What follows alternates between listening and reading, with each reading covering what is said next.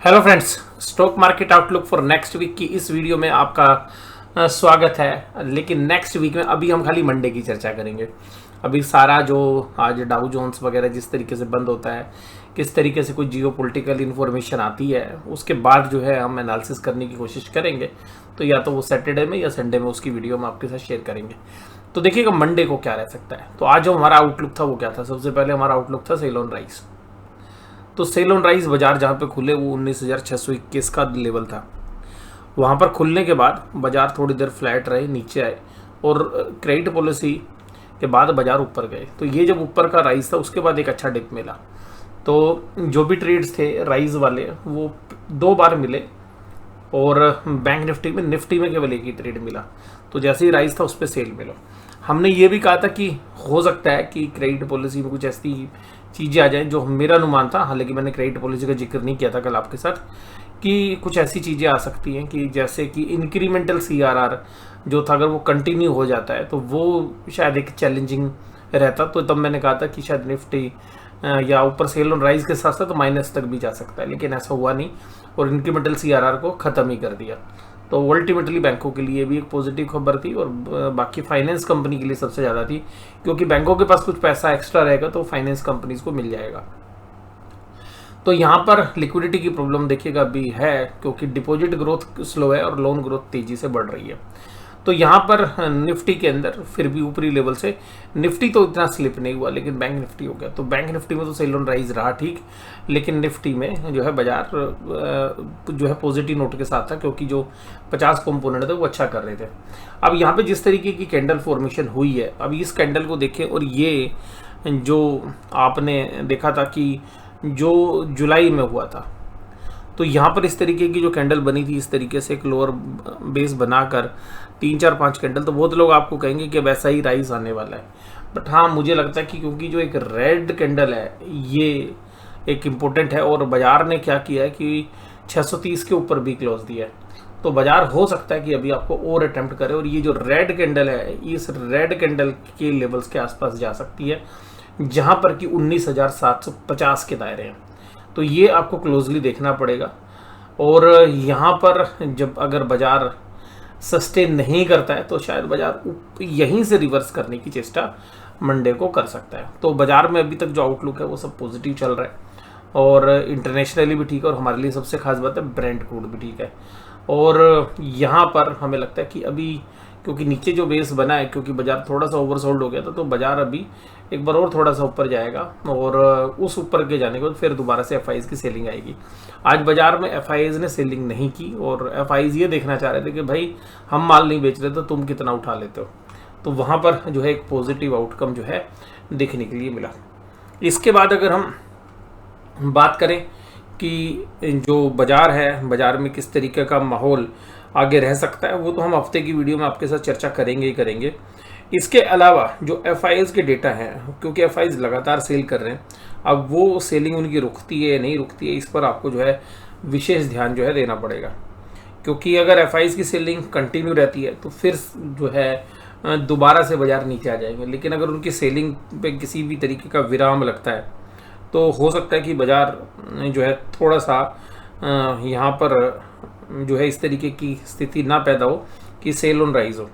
अगर हम आज के डेटा को देखें तो FIs के डेटा काफ़ी इम्प्रूव हुए हैं। काफ़ी दिनों के बाद FIs के डेटा थोड़े से आपको इम्प्रूव होते हुए नजर आएंगे। जैसे कि आप देखेंगे आज केवल 90 करोड़ की सेलिंग FIs ने की है, उसका 783 करोड़ की जो है उन्होंने DIs ने आज बाइंग की है। तो जो डेटा था वो इंस्टीट्यूशंस की तरफ से पॉजिटिव था।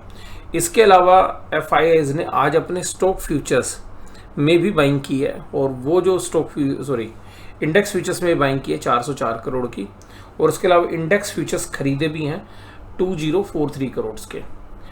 इसके अलावा स्टॉक फ्यूचर्स में तकरीबन 1000 करोड़ के आसपास की 1140 करोड़ की बाइंग है। तो कुल मिलाकर जो FIs के डेटा काफ़ी दिनों के बाद कंफर्टेबल हुए हैं। तो इसको देख के ऐसा लगता है कि शायद जो 700 के आसपास के लेवल हैं वो बाजार शायद अटेम्प्ट करे 700 से लेके 800 के बीच में। तो निफ्टी में जो दायरे हैं वो थोड़ा सा ऊपर की तरफ आपको सोमवार में एक रिएक्शन दिखा सकते हैं। तो ये रेजिस्टेंस रहने वाला है, जो बड़ी रेड कैंडल है और यहाँ से हम एक राइज जो है अभी देख सकते हैं, तो 100 से 150 पॉइंट का राइज हम एक एंटिसिपेट कर सकते हैं। अब वो सेल हो सकता है क्योंकि राइज ऑन सेल जो है 800 के आसपास, अगर 760 से लेके 800 के बीच में एक सेलिंग आपको देखने के लिए मिल सकती है। उसके बाद आज मैंने अभी जैसे कहा कि अगर इंक्रीमेंटल CRR नहीं बढ़ा तो बजाज फाइनेंस और बजाज फिनसर्व जो NBFCs है उनके लिए एक पॉजिटिव खबर थी। टाइटन, इन्फोसिस और ITC जो आज मजबूती में थे। वहीं कमजोरी थी आज एक्सिस बैंक में, एशियन पेंट्स में, HDFC बैंक में, HUL में। और देखिएगा जिस तरीके से HDFC बैंक का सेटअप बना हुआ है वो शायद अभी थोड़ा सा चिंता जो है अभी HDFC बैंक के शेयर होल्डर्स को हो रही है, क्योंकि जो रिजल्ट है उसमें गुडविल राइट ऑफ होनी है। फर्स्ट क्वार्टरली जो रिजल्ट है उस पर जो है वेट एंड वॉच वाली स्थिति जो है बनी हुई है। तो ज़्यादातर HDFC बैंक में ऐसी पोजीशंस पर सेलर ले आए हैं कि बीच में आके खड़ा हो गया। बायर अभी कॉन्फिडेंट नहीं है क्योंकि भाई पता नहीं रिजल्ट में क्या है। तो HDFC बैंक अभी भी एक वीक कैंडिडेट बना हुआ है। हालांकि जिनका लॉन्गर टाइम फ्रेम है उनके लिए व्यू थोड़ा सा डिफरेंट होगा, लेकिन अभी ट्रेडर्स के हिसाब से अगर हम बात करें तो रोज़ सुबह ब्लॉक डील होती है, लेकिन ब्लॉक डील होने के बावजूद भी शेयर ऊपर की तरफ नहीं सस्टेन कर पा रहा है। तो ये शायद जो है एक इंडिकेशन है HDFC बैंक जो सस्टेन नहीं कर रहा है। तो ये एक इंडेक्स का हैवी वेट भी, तो इस पर आपको एक जो है क्लोज वॉच रखनी पड़ेगी।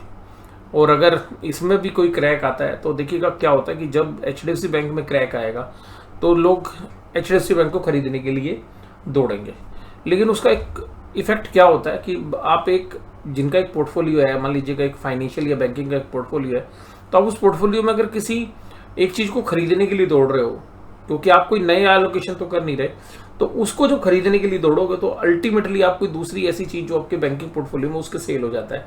जैसा भी आपने पीछे देखा कि HDFC बैंक जब नीचे आया तो HDFC बैंक में तो बाइंग इमर्ज हुई, लेकिन उसी समय पर आपको एक्सिस बैंक के अंदर और ICICI बैंक की सेलिंग देखनी पड़ी।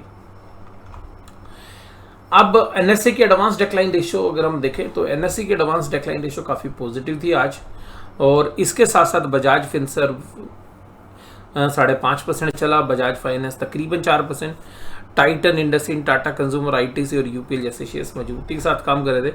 कमजोरी तो आज थी नहीं, लेकिन हाल जो मामूली सी जो थोड़ी बहुत कमजोरी थी वो HUL, कोल इंडिया, ONGC जैसे शेयर्स में थी। इसके अलावा निफ्टी बैंक 44360 यहाँ पर जो है एक बढ़िया जो है राइज के ऊपर, मान लीजिएगा अगर किसी ने यहाँ से भी एवरेज करते हुए भी अगर ऊपर लेके गया है तो उसको बहुत अच्छी डिप मिली। उसके बाद अगर यहाँ पर भी जब बाजार राइज किया, यहाँ पर भी दोबारा सौदे लिए, तो sell on rise bank Nifty में तो फिर भी कारगर रहा। इसके बाद अगर हम यहाँ पर देखें तो निफ्टी बैंक में भी ऐसा लग रहा है कि अगर इस बड़ी रेड कैंडल को देखें तो ये 44,700 की तरफ है, ये भी जो है बाजार अटेम्प्ट कर सकता है। तो सिमिलरली दोनों जो चार्ट्स है निफ्टी और बैंक निफ्टी के, वो शायद आपको एक न्यूट्रल टू पॉजिटिव ओपनिंग के लिए जो है बाजार तैयार रहे। और वहाँ पर जब बाजार ऊपरी रेंज की तरफ जाएंगे 44,700, क्योंकि यहाँ पे देखिएगा इस यहाँ पर रेड कैंडल है, फिर इसके बाद जो ग्रीन कैंडल है यहाँ पे रिजेक्शन मिला, उसके बाद एक फॉल मिला, तो बाजार अभी दोबारा से वहाँ अटेम्प्ट करने के लिए जाना चाह रहे हैं। और वहीं पर अब देखेंगे कि वहाँ से ब्रेकआउट होता है या नीचे की तरफ सेल होती है। तो सोमवार का जो दिन है वो क्रूशियल रहेगा। उसके बाद ICICI bank, IndusInd bank, Kotak bank सब आज तेजी में थे। HDFC बैंक को, एक्सिस बैंक जो है मेजरली डाउन साइड में था। IDFC फर्स्ट बैंक ने देखिएगा जो मैं कल परसों चर्चा कर रहा था कि 2000 करोड़ के आसपास की अगर आप बाइंग जो है QIP लेके आ रहे हैं तो क्वालिफाइड इंस्टीट्यूशनल जब बायर्स आएंगे आपके पास तो सिंपल सी बात है कि वहाँ पर थोड़ा सा डिस्काउंट में अलॉटमेंट हो सकती है। दूसरी बात क्या होती है ऐसे केस में, डाइल्यूशन होता है, क्योंकि जो शेयर्स हैं वो भाव पे तो आएंगे लेकिन वो थोड़ा सा स्लाइटली लोअर साइड होते हैं, तो वो एक रीज़न है। दूसरी बात क्या है कि बैंक की ना बेस बढ़ जाता है, इक्विटी बेस बढ़ जाता है, तो जो प्रॉफिट्स हैं वो चलो मान लीजिएगा बढ़ते रहेंगे, लेकिन उसमें आपने 2000 करोड़ की इक्विटी और डाल दी, आपने मान लीजिएगा 100 रुपये का भी भाव अगर हम देखें तो आप ये समझ के चलिएगा कि 20 करोड़ और शेयर आ गए। तो जब 20 करोड़ और शेयर अगर आपके पोर्टफोलियो में आएंगे तो वहाँ पर वो इक्विटी और बड़ी हो जाती है। तो शायद ये रीज़न है, मुझे लगता है IDFC फर्स्ट बैंक में जो आज सेलिंग का रीज़न था। इंडसइंड बैंक, बंधन bank, bank of Baroda, federal bank सब तेजी में थे आज। और FIs की डेटा मैंने आपके साथ डिस्कस कर लिए। अगर हम पुट कॉल रेशियो की बात करें तो निफ्टी की पुट कॉल रेशियो काफ़ी बेहतरीन है, अब 1 के आसपास पहुंच रही है। अगर ये 1.2, 1.3 के आसपास जाएगी तो वहाँ से मुझे लगता है कि अगर जिस तरीके का राइज है, अगर वो सोमवार को हो जाता है और वहाँ पर बाजार सस्टेन रहते हैं, तो वहाँ पर एक सेल ऑफ हो सकता है। और इसके अलावा जो इंडिया विक्स है वो भी काफ़ी तेज़ी से नीचे की तरफ आया, यानी कि वोलेटिलिटी इंडेक्स भी काफ़ी तेज़ी से नीचे आ रहा है। और देखिएगा ये मैं तो जो भी देख रहा हूँ ना, FIIs ने क्या बढ़िया गेम खेला है अभी। FIIs का गेम समझिए, पिछले मतलब मैं आपको FIIs की स्ट्रेटेजी बता रहा हूँ। FIIs की स्ट्रेटेजी जो है इस वीडियो में आप ध्यान से समझिए। FIIs ने क्या किया है पूरे दौरान, इस पूरे दौरान अगर उसके FIIs के आप ऑप्शंस के डेटा देखें तो FIIs ऑप्शंस लगातार बेच रहे हैं। ऑप्शंस बेचने का मतलब है कि ऑप्शन जो बेचने वाला होता है ना, उसको क्या चाहिए, उसको बाजार में बहुत बड़े उतार चढ़ाव नहीं चाहिए। अगर वो कॉल बेच रहा है, बाजार ऊपर चला जाएगा तो लॉस में आ जाएगा। अगर वो पुट बेच रहा है और बाजार नीचे जाएगा तो उसको लॉस हो जाएगा। तो ये बड़ा सिग्निफिकेंटली क्या कर रहे हैं, एक साइड की ऑप्शंस को जब वो महंगी होती है तो उनको बेच रहे हैं और अगले दिन उसको दूसरी साइड में शिफ्ट करा रहे हैं बाजार को। जैसे मान लीजिएगा अभी आपने देखा 2 दिन पहले बाजार मंदा था और 2 दिन से ये ऑप्शन सेल कर रहे थे। इन्होंने आज अपनी सेलिंग छोड़ दी, कैश मार्केट में माल ही नहीं बेचा तो बाजार ऊपर आ गया। उसका इम्पैक्ट क्या हुआ कि जब बाजार नीचे कमजोर होते हैं ना, 2 चीजें बढ़ती हैं। क्या बढ़ती है, एक तो फियर बढ़ता है और उस फियर की वजह से इंडिया विक्स बढ़ जाता है। यानी कि जो ऑप्शंस सेम स्ट्राइक प्राइस पर, सेम इंडेक्स लेवल पर 100 रुपए की होनी चाहिए, वो बढ़कर 110, 115 या 120 हो जाती है क्योंकि इंडिया विक्स बढ़ गया। और जब तो पहला रीजन क्या हुआ कि आपने जो रिस्क है या वोलेटिलिटी है उसको बढ़ा दिया। तो ये तो है पहला। और दूसरा क्या है कि FIIs जो आज से मतलब आप पीछे के डेटा देखें तो वो लगातार बायर थे। आप पीछे अगर आज से 2 महीने 1.5 महीने पहले तक के डेटा, 2 महीने पहले आप जाएं और उसके पहले के डेटा देखेंगे तो आपको ज़्यादातर बाइंग मिलेगी इनकी। अब पहली बात तो ये होगी कि वोलेटिलिटी होगी। दूसरी बात क्या होगी कि ये बाजार को वन वे, जैसे पहले वन वे चलता था बाजार कि भाई एक बार सीधा 3000 पॉइंट ऊपर चला गया, एक बार सीधा 3000 पॉइंट नीचे चला गया, और ये वो नहीं कर रहे। तो उनको पता क्योंकि हम ऑप्शन बेच के चल रहे हैं, तो जिस दिन बाजार नीचे गिर रहा है उस दिन ये बेच भी रहे हैं, खूब दब के माल बेच रहे हैं। माल बेचने से क्या हो रहा है, बाजार नीचे आ रहा है, नीचे आने से वोलेटिलिटी बढ़ती है।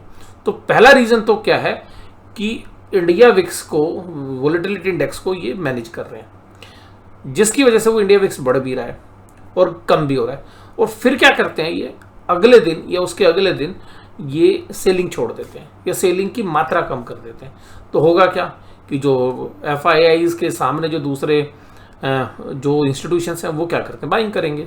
बाइंग करके बाजार ऊपर आएगा। जैसे ही बाजार ऊपर आएगा तो लोगों के अंदर कॉन्फिडेंस बढ़ेगा, यानी कि फियर खत्म हो जाएगा, तो इंडिया विक्स नीचे आ जाएगा। और दूसरी बात है कि जो उन्होंने पुट ऑप्शंस बेची हैं वो भी ऊपर की तरफ आ जाएंगी। और अगर मान लीजिए उन्होंने हेजिंग भी ली है या कॉल में जो कॉल भी कुछ सेल करी होंगी, तो इतना नहीं बढ़ रहा बाजार कि उनकी कॉल भी फंस जाए। तो पहली बात तो क्या है कि वोलेटिलिटी को मैनेज कर रहे हैं बाय सेल से। और दूसरा जो मेन है, जो सबसे ज़्यादा इंपॉर्टेंट है, इसके साथ साथ बाजार को एक रेंज से बाहर नहीं निकलने दे रहे, यानी कि उस रेंज के टॉप में माल बेच रहे हैं और उस रेंज के बॉटम में माल बेच रहे हैं। यानी कि कॉल भी बेच रहे हैं, पुट भी बेच रहे हैं। और कब बेच रहे हैं, जब वोलेटिलिटी ज़्यादा है। तो 2 चीज़ें आप समझिए, जो 2 मेन चीज़ हुई हैं, मतलब आप FIIs की जो स्ट्रेटेजी है वो समझिए कि इंडिया विक्स एकदम तेजी से बढ़ता गिरता है तो लोगों के अंदर होता फियर, तो लोग अपने पोर्टफोलियो को हेज करने के लिए पुट खरीदने के लिए दौड़ते हैं कि भाई मेरा पोर्टफोलियो है तो मैं भाई पुट खरीद लूँ, भाई बाजार ना गिर जाए। तो जो पुट का भाव है वो महंगा होता है, बहुत महंगा होता है। और अगले दिन क्या होता है, टाइम डिके भी मिलता है और बाजार भी ऊपर आता है। तो दोनों बेनिफिट FIIs ले रहे हैं।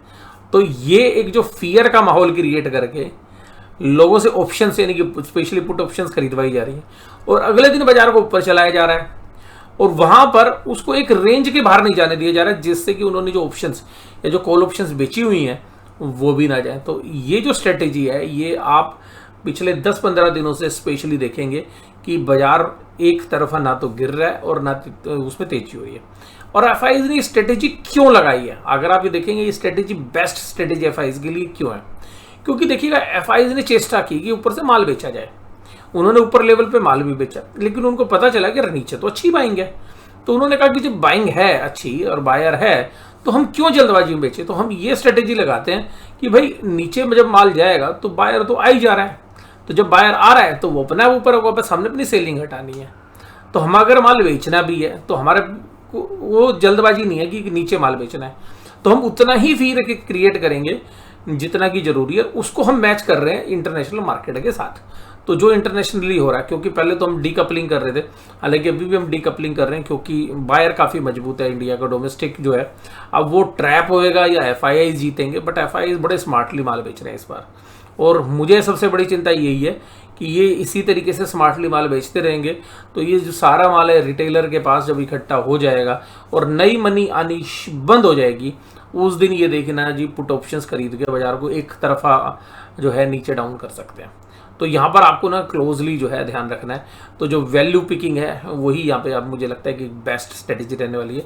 बट मुझे ऐसा लगा कि आपको एफआईआई की स्ट्रेटेजी जो भी चल रही है वो आपको बतानी चाहिए, तो वही मैंने आपके साथ शेयर किया। तो आप इससे अगर एग्री करते हैं तो जरूर से जरूर कमेंट में बताइए, अगर डिसएग्री करते हैं तो भी कमेंट में लिखिए। आगे अगर हम बात करें तो डाउ जोन्स इंडस्ट्रियल एवरेज देखिएगा बहुत नीचे यार, ये ओवरसोल्ड था। अभी इसको थोड़ा सा और भी बढ़ सकता है ये, हालांकि अभी 33,100 के ऊपर चल रहा है जब मैं वीडियो रिकॉर्ड कर रहा था। तो अब यहाँ पर मुझे लगता है डाउ जोन्स बहुत ज़्यादा ओवरसोल्ड है, 2000 पॉइंट टूट चुका है, 7.5% टूट चुका है पिछले एक महीने में। और तो यहाँ पे थोड़ी सी रिकवरी बन सकती है। ब्रांड गुड देखिए ये हमारे को रिलीफ दे रहा है। तो जो हमारा जो स्टांस है जो थोड़ा सा बदला है कि जो आज बाजार में बाइंग आई है उसमें एक मेन रीज़न ये भी था कि ब्रांड गुड नीचे आ रहा है, तो जो ब्रॉडर मार्केट के लिए काफ़ी बड़ी है और गवर्नमेंट के जो फिस्कल डेफिसिट है उसके लिए भी काफ़ी पॉजिटिव रहता है कि ब्रांड गुड नीचे आए। उसके बाद ऑप्शन चेन के डेटा में अगर हम देखें तो 19,600 के ऊपर एक अच्छी पुट राइटिंग है, उसको आप एक बेस मान के चलिएगा। कॉल राइटर्स कहाँ पे हैं? कॉल राइटर आज फिर उन्होंने अपनी पोजीशन शिफ्ट कर ली और अब ऊपर कोई अच्छी बेहतरीन कॉल राइटिंग नहीं है, जिसकी वजह से हमें लग रहा है कि बाजार थोड़ा सा ऊपर जा सकता है। और बाजार में जो भी कोई कॉल राइटिंग है वो 19,900 के आसपास जाके 1,04,000 और इमीडिएट 19,700 के आसपास भी 92,000 है। तो कॉल राइटिंग थोड़ी सी कमजोर है इस बार, जिसकी वजह से हमें लग रहा है कि बाजार एक बार ऊपर का रुख कर सकता है। अब वहाँ पर टेक्निकल चार्ट्स पे रेजिस्टेंस है, तो वो रेजिस्टेंस को बाजार शायद सोमवार को फेस करेगा। तो एक अप मूव के लिए शायद सोमवार को बाजार अटेम्प्ट करेगा। अगर इंटरनेशनली अगर देखिएगा अभी मान लो जो अब पता चले कि इंटरनेशनली अगर डाउ जोन्स में ही कोई खराबी हो जाती है या डॉलर इंडेक्स और मजबूत हो जाता है तो उसका इम्पैक्ट फिर जो पड़ेगा तो फिर वो हम मार्केट आउटलुक वाली वीडियो में अगर कुछ होगा तो उसमें चेंज कर लेंगे, जो नेक्स्ट वीक के आउटलुक की बात करेंगे। और निफ्टी बैंक में तो फिर भी देखिएगा थोड़ी सी राइटिंग है, मतलब बैंक निफ्टी के अंदर तो आप देखेंगे कि यहाँ पे 44,500 के आसपास एक अच्छी खासी कॉल राइटिंग है। अनवेंडिंग तो हुई है कॉल में, लेकिन ये रोकने के लिए 44,500 पर एक हर्डल है। और अगर पुट राइटर्स देखें तो 44,200 पर भी है और 44,000 पर भी है, लेकिन नई राइटिंग नहीं हुई है। नई राइटिंग हुई है 44,400 और 44,300 के आसपास। तो यहाँ पे एक अच्छी खासी राइटिंग हुई है 1,57,000 127। तो अभी हमें लग रहा है कि इसमें एक रेंज में रहना चाहिए, लेकिन 44,500 के ऊपर शायद बाजार अब जाए।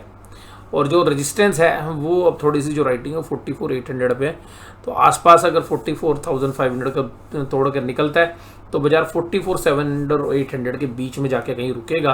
और वहाँ पर जो रुकेगा बाजार, तो वहाँ पर आपने थोड़ा सा ध्यान देना है कि जब वहाँ पे बाजार रुकेगा तो वहाँ पे एक रेजिस्टेंस भी है 44,800 के आसपास, तो वो रेजिस्टेंस के आसपास सेल हो सकती है। अब वहाँ पे मेंटेन, वो जरूरी नहीं है कि सोमवार में सेल हो, वो मंगलवार में भी शिफ्ट हो सकती है। बट एक अटेम्प्ट बाजार शायद जिस तरीके का सेटअप बना है कर सकता है। अगर इंटरनेशनल मूड माहौल ख़राब नहीं होता है तो आपको ये वीडियो कैसी लगी जरूर से जरूर मुझे कमेंट बॉक्स में बताइएगा। वीडियो देखने के लिए धन्यवाद। Thank you very much.